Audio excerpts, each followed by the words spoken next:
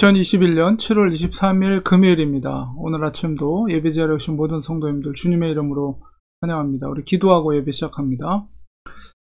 하나님의 은혜를 감사합니다. 오늘 하루도 새 생명 주시고 또 이 예배 자리에 저희들 불러주셨습니다. 하나님 예배를 통해서 다시 한번 주님께서 주시는 은혜와 사랑 가운데 오늘도 승리하는 하루, 복된 하루, 기쁨의 하루, 소망의 하루 될 수 있도록 축복하여 주시옵소서. 예수님의 이름으로 기도합니다. 아멘. 찬송가 379장 같이 찬송 올려드리겠습니다.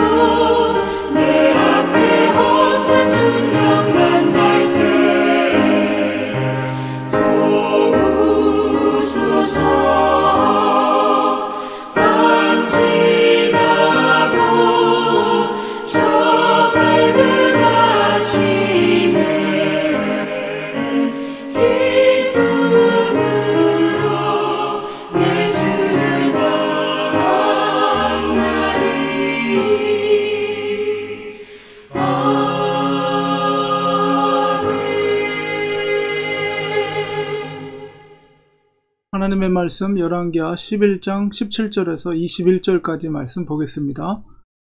여호야다가 왕과 백성에게 여호와와 언약을 맺어 여호와의 백성이 되게 하고 왕과 백성 사이에도 언약을 세우게 하매 온 백성이 바알의 신당으로 가서 그 신당을 허물고 그 제단들과 우상들을 철저히 깨뜨리고 그 제단 앞에서 바알의 제사장 맏단을 죽이니라. 제사장이 관리들을 세워 여호와의 성전을 수직하게 하고 또 백부장들과 가리사람과 호위병과 온 백성을 거느리고 왕을 인도하여 여호와의 성전에서 내려와 호위병의 문 길을 통하여 왕궁에 이르매 그가 왕의 왕좌에 앉으니 온 백성이 즐거워하고 온 성이 평안하더라. 아달랴를 무리가 왕궁에서 칼로 죽였더라. 요아스가 왕이 될 때의 나이가 7세였더라. 열왕기하 11장 7절에서 21절까지의 말씀은 이제 협정 여왕이었던 아달랴가 처형을 당하고 하나님의 성전에서 7살 된 요아스 왕에게 여호야다 제사장이 왕관을 씌워줌으로 이제 왕으로 등극하게 되고 호위병들의 호위하에 그 성전에서 왕궁으로 무사하게 들어오게 됩니다. 그래서 드디어 요아스 왕의 통치가 시작되는데 대략 40년 정도 통치를 하게 되죠. 그래서 이스라엘의 역사 속에서 40년 이상 통치를 한 왕은 굉장히 극히 드물다. 이렇게 보는데 다윗 왕이라든가 아니면 솔로몬 그리고 요아스 이 정도 외에는 다 40년 이상을 통치하지 않았거든요. 물론 이제 어린 나이에 통치하긴 했지만 그래도 하나님의 어떤 뜻대로 하나님의 마음에 합당한 왕들은 비교적 절대적인 건 아니지만 비교적 오랫동안 나라를 통치하는 것을 보게 됩니다.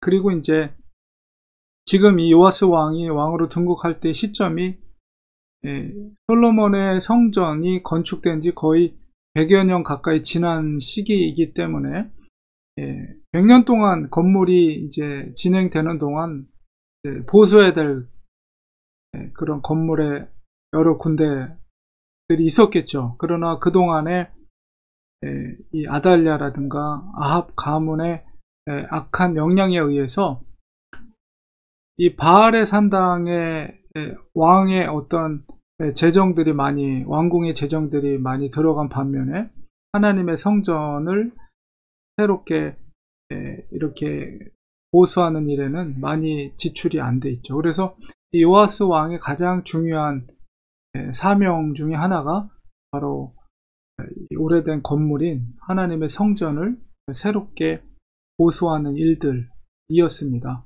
그래서 제사장이었던 여호야다와 함께 그 일들을 감당하게 되는데 우리가 앞서 살펴보았던 것처럼 이제 아달랴와 같은 악한 바알을 섬기는 그런 정치인들이 있을 때 그리고 특별히 그 아달랴가 다윗의 혈통을 다 죽이려고 했을 때 홍전등화 같은 위기 상황 가운데 있을 때 분명한 그 하나님을 섬기고 다윗의 혈통이었던 사람들의 분명한 사명과 어떤 그들의 색깔이 분명히 나타나요. 그런데 조금 안타까운 것은 뭐냐면 지금은 처음 왕으로 요아스가 등극하는 시점이죠. 그런데 그 40년 동안의 통치 기간 동안에 요아스도 역시 선종을 이루지 못했습니다.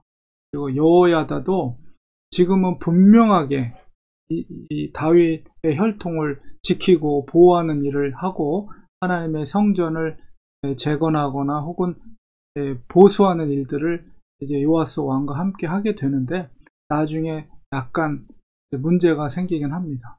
그러니까 마지막까지 우리가 선종을 이루는 것이 정말 어려운 일이다. 이런 걸 다시 한번 생각하고 오히려 그런 것을 볼 때 육체적으로는 편하지만 오히려 정말 영적으로 어둡고 힘든 시기 속에서 자기의 믿음을 지키려고 부단히 발버둥 치면서 분명한 어둠 속에서 빛을 드러냈던 그 순간이 오히려 하나님 앞에서는 찬란한 순간이 아니었나 이제 그런 생각도 듭니다. 그래서 40년 동안의 통치 기간은 이제 왕으로서 정적들이 없기 때문에 뭐 안전하게 지내는 시기이긴 하나 그러나 그의 순수했던 어떤 처음 마음들이 회색되어 가고 마지막에 가서는 그것이 오히려 오염되는 영적으로 오염되는 그런 모습을 우리가 나중에 뒷부분을 읽어가면 그런 게 나타나거든요. 그래서 그런 걸 보면서 이 이스라엘의 왕들의 모습 혹은 여호야다도 이제 권력을 가지게 된 거잖아요. 제사장으로서 왕과 딱 이제 하나가 돼서 힘을 갖게 되니까 또 딴 마음을 품는 뭐 그런 모습들도 없지 않아 보이는 것을 보게 됩니다. 그래서 우리가 순수함을 지키는 것이 어떤 상황을 초월해서 처음 마음을 지킨다는 것이 인간은 정말 연약하기 때문에 쉬운 것이 아니다. 그러니까 힘들고 어려울 때는 더 하나님을 의지하고 분명한 자기의 믿음의 색깔을 나타나지만 잘 되고 형통하고 권력과 부가 축적되게 되면 인간은 누구나가 다 타락하고 영적으로 어두워지고 엉뚱한 생각을 하고 다윗도 그랬잖아요. 물론 나중에 회개하긴 했지만은 그래서 힘들고 어려운 것들도 어떤 면에서는 하나님의 은혜다 이런 생각을 갖게 됩니다.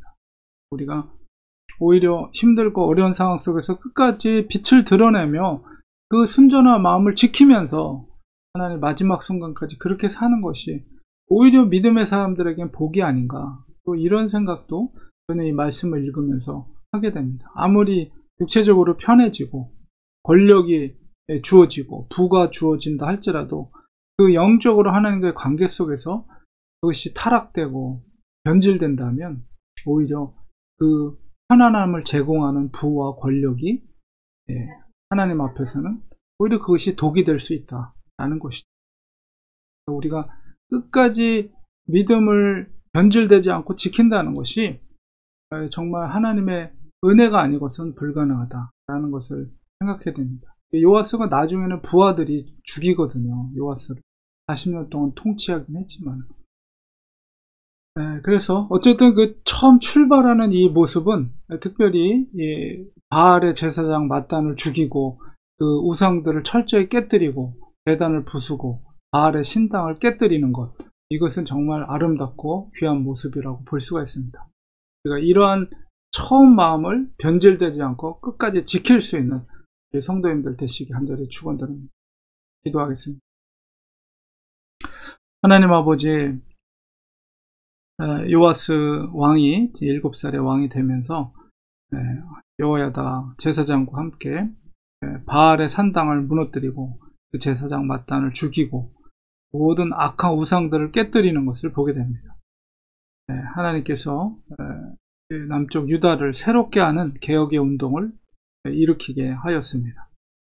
이 처음 아름다운 그 모습들이 끝까지 변질되지 않았다면 하는 아쉬움도 있지만 우리가 믿음 생활을 하면서 특별히 환경의 어려움 속에서 하나님을 더 의지하고 매달리고 기도하고 눈물로 하나님께 가까이 가는 그 순간이 오히려 그것이 축복이라고 생각합니다. 하나님, 우리가 처음 하나님을 사랑했던 그 마음이 변질되지 않도록 하나님 늘 지켜주시고 보호하여 주시옵소서.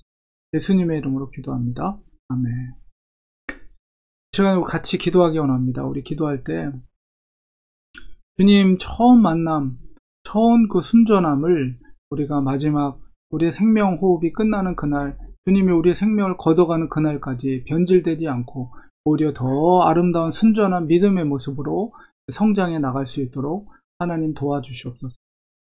우리가 너무 부하지도 너무 가난하지도 않게 하옵소서, 이런 기도가 있는 것처럼 우리가 하나님 앞에 우리가 나약하기 때문에 너무 부해지면 가진 것이 많아지면 교만해지고 너무 궁핍해지면 너무 또 그것도 힘들어지고, 그래서 하나님께서 정말 이렇게 안전한 가운데 믿음 생활하는 것도 하나님의 축복이라는 생각.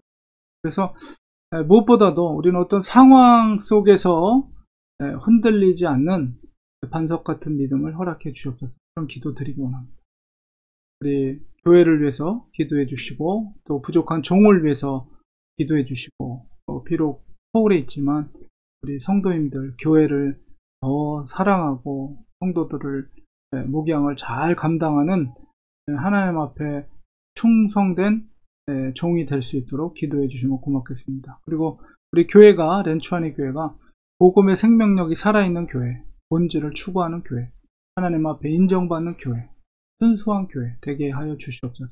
성도들의 가정을 위해서, 자녀들을 위해, 성도들의 일터를 위해 기도해 주시고 몸이 연약한 성도들을 위해서 함께 기도하겠습니다. 이 시간 합심하여 간절히 통성으로 기도합니다. 하나님 아버지, 시간 주님 앞에 기도합니다. 저희들은 연약하고 부족해서 우리 상황에 휩쓸릴 때가 너무나도 많이 있습니다. 하나님, 저희들에게 반석 같은 믿음을 주셔서 상황에 흔들리지 않는 믿음을 허락해 주시고 처음 주님을 사랑했던 순전한 마음이 마지막까지 변질되지 않도록 하나님 지켜주시고 보호해 주었기만을 간절히 바라곤 합니다. 이 땅에서 사는 동안에 우리가 많이 예기치 못한 많은 문제들 앞에서 오히려 더 하나님 앞에 가까이 나가게 하시고, 오히려 그것이 우리에게 하나님을 더 의지할 수 있는 계기가 된다면 오히려 감사할 수 있는 우리들이 되게 하여 주시옵소서. 우리 렌추안의 글 사랑해 주시고 우리 교회가 복음의 생명력이 살아있는 교회, 교회의 본질을 추구하는 교회, 주께서 제자들에게 땅끝까지로 내 증인이 되라 하신 그 사명을 정말 순종할 수 있는 아름다운 교회가 될 수 있도록 은혜를 베풀어 주시옵소서. 성도들의 가정을 지켜주시고 평강으로 지켜주시고 자녀들을 특별히 붙들어 주셔서 믿음이 회복되게 하시고 하나님과 영적인 관계가 회복되는 은혜를 베풀어 주셔서 아버지 주님을 위해 주님의 나라를 위해 쓰임받을 수 있는 귀한 자녀들 될 수 있도록 은혜를 베풀어 주시옵소서. 성도들의 상황과 처지를 주님이 아시오니 힘들고 어려운 상황 가운데 있는 성도들을 가정을 지켜주시고 자녀들의 문제가 있는 가정을 지켜주시고 회복케 하여 주시옵소서. 또 질병의 문제로 고통을 당하고 있는 성도들의 가정이 있다면 하나님께서 붙들어 주셔서 치유하시고 회복케 하여 주시고 하나님의 살아계심을 깨닫고 하나님께 영광을 올려드릴 수 있는 우리 성도들 될 수 있도록 도와주시옵소서. 이 부족한 종을 주님께서 붙잡아 주시되 성령으로 붙잡아 주시고 엘리야와 엘리사처럼 하나님께 붙들림 바 되어서 하나님의 복음을 하나님의 말씀을 대언하는 충성된 종이 될 수 있도록 도와주시옵소서. 몸이 연약한 성도들 특별히 하나님께서 회복케 하시고 치유케 하시고 아버지께서 붙들어 주었기만을 간절히 바라고 원하옵나이다. 오늘 하루도 성령 충만한 복된 하루 될 수 있도록 지켜 주시옵소서. 예수님의 이름으로 간절히 기도드리옵나이다. 아멘.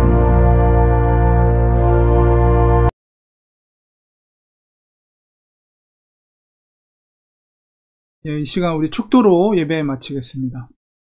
이제는 예수 그리스도의 은혜와 하나님 아버지의 크신 사랑하심과 성령님의 감화 감동, 교통위로 충만하신 역사가 우리의 처음 믿음, 마지막 끝날까지 변질되지 않고 지키기로 사모하는 우리 사랑하는 성도들 머리 위에 그 가정 위에 지금부터 영원까지 함께 계실지어다.